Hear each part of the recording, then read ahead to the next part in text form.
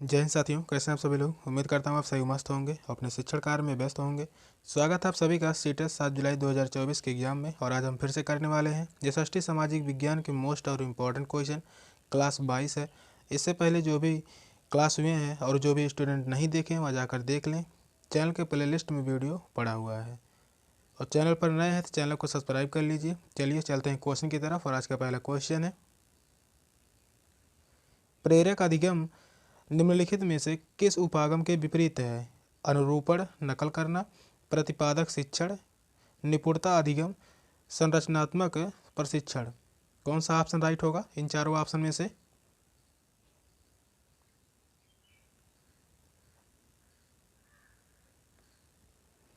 Question है, प्रेरक अधिगम निम्नलिखित में से किस उपागम के विपरीत है? तो वह विपरीत है प्रतिपादक शिक्षण के।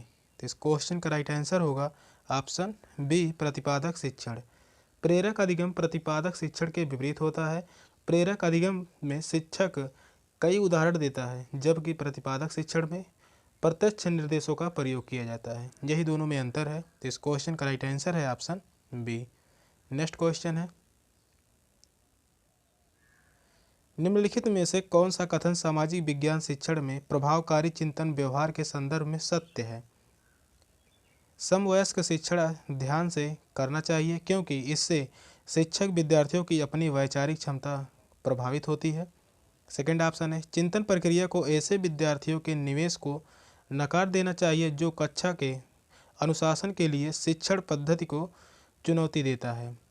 चिंतन को सैद्धांतिक ढांचे की ऐसी कड़ियों को निकाल देनी चाहिए जो पूछताछ करने तथा समस्या समाधान को सीमित करती हो। फोर्थ ऑप्शन है, अध्यापक को विश्वास तथा प्रत्येक अधिगम स्थिति के प्रति नमनीय वातावरण का निर्माण करना चाहिए। कौन सा ऑप्शन राइट होगा इन चारों ऑप्शन में से?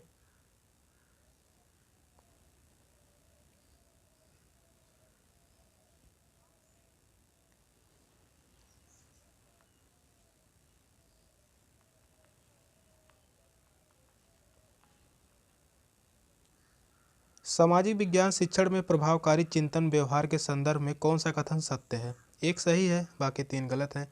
तो वह सही होगा, अध्यापक को विश्वास तथा प्रत्येक अधिगम स्थिति के प्रति नमनीय वातावरण का निर्माण करना चाहिए। तो इस क्वेश्चन का जो राइट आंसर होगा ऑप्शन डी। इस क्वेश्चन का राइट आंसर है ऑप्शन डी। नेक्स्ट क्वेश्चन है, निम्नलिखित में से मानचित्रों का कौन सा एक घटक नहीं है? पूछा है मानचित्रों का कौन सा घटक एक नहीं है? आकार, प्रतीक, दूरी, दिशा। कौन सा ऑप्शन राइट होगा?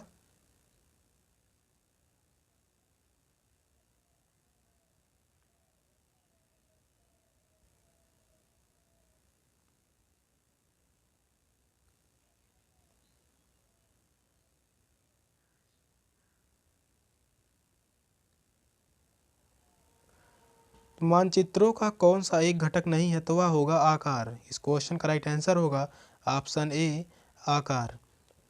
नक्शे में प्रतीकों का उपयोग दूरी और दिशाओं को समझने के लिए किया जाता है। नक्शे में प्रतीकों का जो प्रयोग है वह दूरी और दिशाओं को समझने के लिए किया जाता है। तो यह तीनों आपस में संबंधित हैं। तो इस क्वेश्चन का जो राइट आंसर होगा ऑप्शन ए, यही अलग है। नेक्स्ट क्वेश्चन, अपने कक्षीय समतल पर पृथ्वी के अक्ष का झुकाव कोण क्या है? 23.5 अंश, 45 अंश, 66.5 अंश, 90 अंश। कौन सा ऑप्शन सही होगा?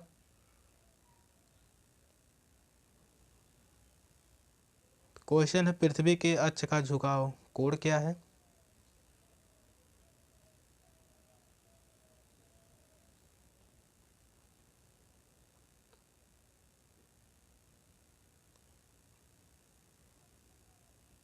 पृथ्वी के अक्ष का झुकाव कोण जो है वह है 66.5 अंश। तो इस क्वेश्चन का राइट आंसर है ऑप्शन सी, 66.5 अंश। पृथ्वी की कक्षीय सतह को सूर्य पथ या क्रांति वृत्त सतह भी कहा जाता है। पृथ्वी की कक्षीय सतह को सूर्य पथ या क्रांति वृत्त सतह भी कहा जाता है। तो इस क्वेश्चन का राइट आंसर है ऑप्शन सी। नेक्स्ट क्वेश्चन है, जनपद पंचायत के अंतर्गत कई जिला परिषद होते हैं, कई नगर पालिका वार्ड होते हैं, कई ग्राम सभाएं होती हैं, कई ग्राम पंचायतें होती हैं, कई ग्राम पंचायतें होती हैं। कौन सा ऑप्शन राइट होगा? तो जनपद पंचायत के अंतर्गत क्या क्या होती हैं? कौन सा ऑप्शन राइट है?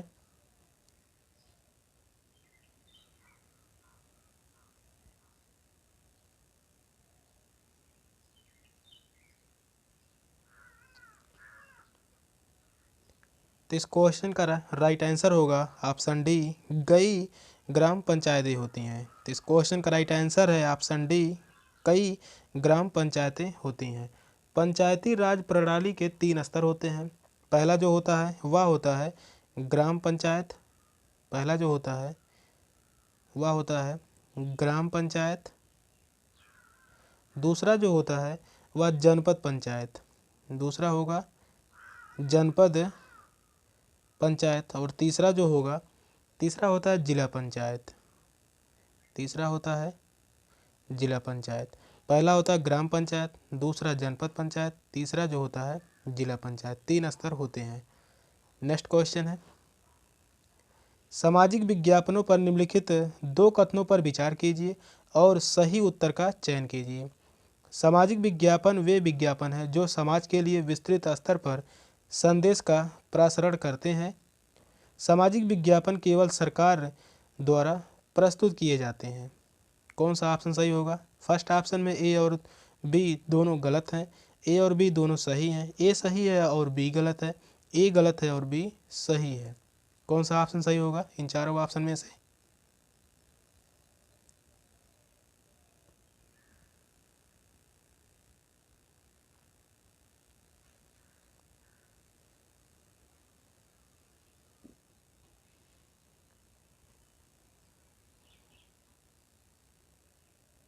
सामाजिक विज्ञापन वे विज्ञापन है जो समाज के विस्तृत स्तर पर संदेश का प्रसारण करते हैं। तो यह बात सही है। और सामाजिक विज्ञापन केवल सरकार द्वारा प्रस्तुत किए जाते हैं, केवल सरकार द्वारा। तो यह बात गलत है। केंद्र और राज्य दोनों सरकारों द्वारा यह प्रस्तुत किए जाते हैं। तो ए सही है और बी गलत है। तो इस क्वेश्चन का राइट आंसर होगा ऑप्शन सी, ए सही है और बी गलत है। केंद्र और राज्य दोनों सरकारें जो हैं वह स्वास्थ्य, स्वच्छता और शिक्षा जैसे विषयों पर आम जनता के कल्याण के लिए सामाजिक विज्ञापन बनाती हैं। अगला क्वेश्चन है, भारत का निम्नलिखित में से कौन सा राज्य कलमक छापे के लिए लोकप्रिय है? कलमक छापे के लिए कौन सा राज्य लोकप्रिय है? तमिलनाडु, कर्नाटक, आंध्र प्रदेश, पंजाब। कौन सा ऑप्शन राइट होगा?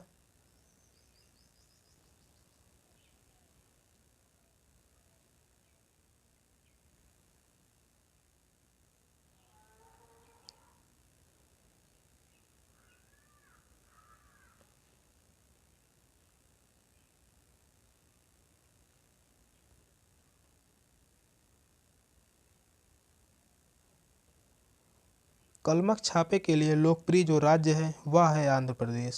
इस क्वेश्चन का राइट आंसर होगा option C, Andhra Pradesh. Andhra Pradesh Kalamkari print के लिए लोकप्रिय है। कलमकारी हस्तमुद्रित या ब्लॉक मुद्रित सूती वस्त्र का एक प्रकार है। तो इस क्वेश्चन का जो राइट आंसर है option C, Andhra Pradesh. Next question है, निम्नलिखित जनजातीय समूहों में से कौन सा मुख्यतः उत्तराखंड में संकेंद्रित है? कौन सा ऑप्शन राइट है? गोंड है, माला, इरूलर है, भील है, भोटिया। कौन सा ऑप्शन राइट होगा इन चारों ऑप्शन में से? क्वेश्चन जो कह रहा है जनजातीय समूहों में से कौन सा मुख्यतः उत्तराखंड में संकेंद्रित है, यानी उत्तराखंड में निवास करती है। कौन सा ऑप्शन राइट होगा?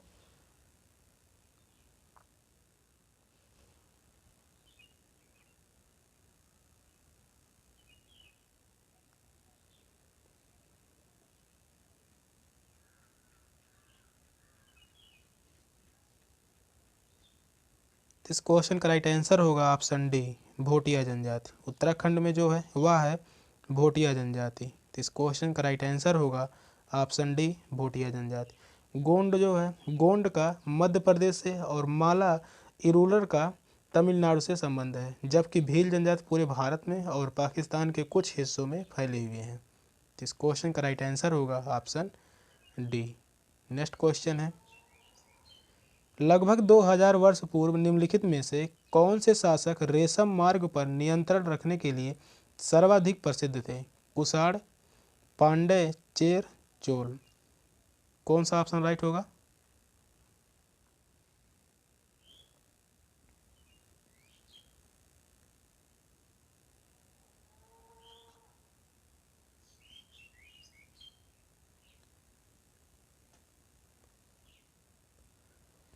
लगभग 2000 वर्ष पूर्व निम्नलिखित में से कौन से शासक रेशम मार्ग पर नियंत्रण रखने के लिए सर्वाधिक प्रसिद्ध थे? तो वह प्रसिद्ध थे कुषाण शासक। तो इस क्वेश्चन का राइट आंसर होगा ऑप्शन ए। कुषाण ने मध्य एशिया और उत्तरी पश्चिमी भारत पर शासन किया। शासकों और अमीर लोगों के बीच रेशम पहनना एक फैशन बन गया था। तो इस क्वेश्चन का राइट आंसर है option A, Kushan. Next question है, सहायक संधि के अंतर्गत ईस्ट इंडिया कंपनी ने राज्यों के भारतीय शासकों को बाध्य किया। फर्स्ट ऑप्शन है, वे अपनी स्वतंत्र सैनिक शक्ति रखेंगे, कंपनी द्वारा सुरक्षा प्रदान नहीं होगा, परंतु फिर भी इसके रख रखाव का खर्चा उन्हें वहन करना होगा। सेकेंड ऑप्शन है, वे अपनी स्वतंत्र सैनिक शक्ति रखेंगे, बिना किसी रख रखाव के खर्चे के वे कंपनी द्वारा सुरक्षा प्राप्त करेंगे। वे अपनी स्वतंत्र सैनिक शक्ति रखेंगे और साथ साथ कंपनी द्वारा सुरक्षा दी जाएगी और इसके रख रखाव का खर्चा उन्हें वहन करना होगा। उनकी कोई अपनी स्वतंत्र सैनिक शक्ति नहीं होंगी, परंतु केवल कंपनी द्वारा सुरक्षा प्राप्त कर सकेंगे और इसके रख रखाव का खर्चा उन्हें वहन करना होगा। तो कौन सा ऑप्शन राइट होगा?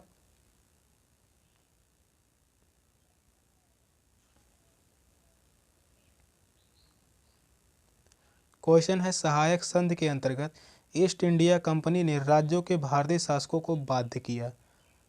तो वह कौन सा कथन है जिसमें बाध्य किया था ईस्ट इंडिया कंपनी ने भारतीय शासकों को?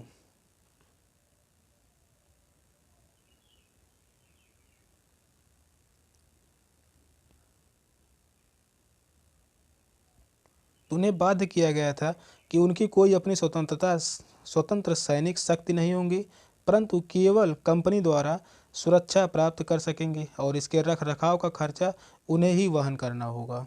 इस क्वेश्चन का राइट आंसर होगा ऑप्शन डी। नेक्स्ट क्वेश्चन है, अहोम के विषय में निम्नलिखित में से कौन सा एक तथ्य नहीं है? पूछा है, एक तथ्य नहीं है। अहोम राज्य कुलों में विभाजित था जिन्हें पाइक कहा जाता था। अहोम समाज बहुत ही परिष्कृत था। भूइयाँ लोगों की पुरानी राजनीतिक व्यवस्था का दमन करने अहोम राज्य की स्थापना की गई। अहोम राज्य बेगार पर निर्भर था। कौन सा ऑप्शन राइट होगा? अहोम के विषय में कौन सा तथ्य सही नहीं है? कौन सा ऑप्शन राइट होगा?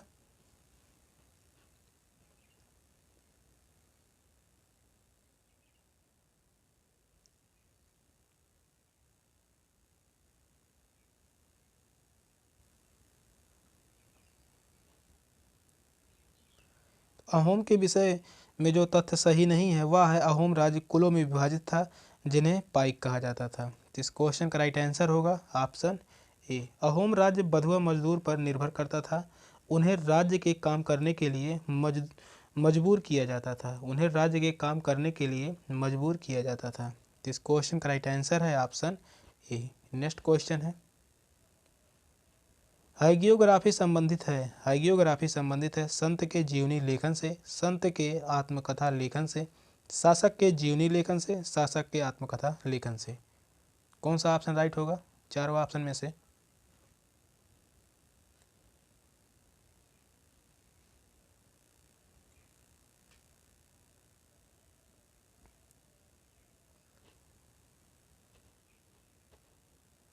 हाइगियोग्राफी संबंधित है वह है संत के जीवनी लेखन से। यह क्वेश्चन इंपॉर्टेंट है, काफ़ी बार पूछा गया है।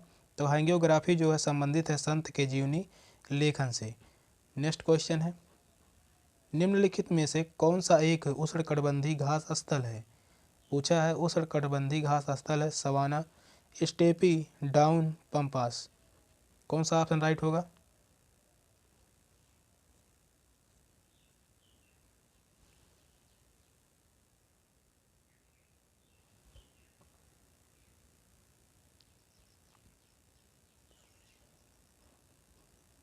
उष्णकटिबंधीय घास स्थल है वह है सवाना।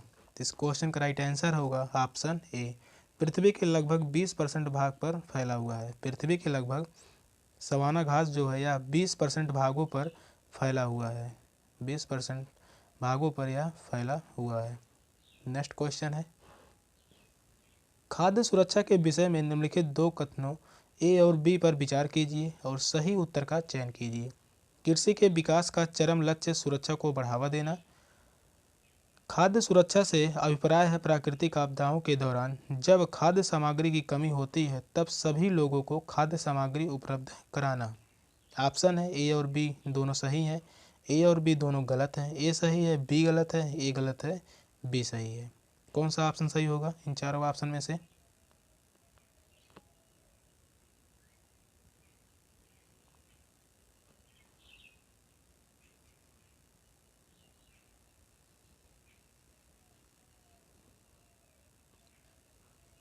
खाद्य सुरक्षा के विषय में दो कथन दिए गए हैं, कौन से कथन सही हैं? कृषि के विकास का चरम लक्ष्य सुरक्षा को बढ़ाना है, तो यह बात सही है। और खाद्य सुरक्षा से अभिप्राय है प्राकृतिक आपदाओं के दौरान जब खाद्य सामग्री की कमी होती है तब सभी लोगों को खाद्य सामग्री उपलब्ध कराना, तो यह भी सही है। तो इस क्वेश्चन का राइट आंसर होगा ए और बी दोनों सही हैं। तो ए और बी दोनों कथन सही हैं। तो इस क्वेश्चन का राइट आंसर है ऑप्शन ए। कृषि का उद्देश्य खाद्य सुरक्षा को बढ़ावा देना है जिससे कि सूखा या बाढ़ जैसे प्राकृतिक आपदाओं के दौरान भोजन उपलब्ध कराया जा सके। नेक्स्ट क्वेश्चन है, निम्नलिखित में से किस एक को जीवाश्मी ईंधन माना जाता है? निम्नलिखित में से किस एक को जीवाश्मी ईंधन माना जाता है? पेट्रोलियम, प्राकृतिक गैस, जलाऊ लकड़ी, कोयला। कौन सा ऑप्शन राइट होगा?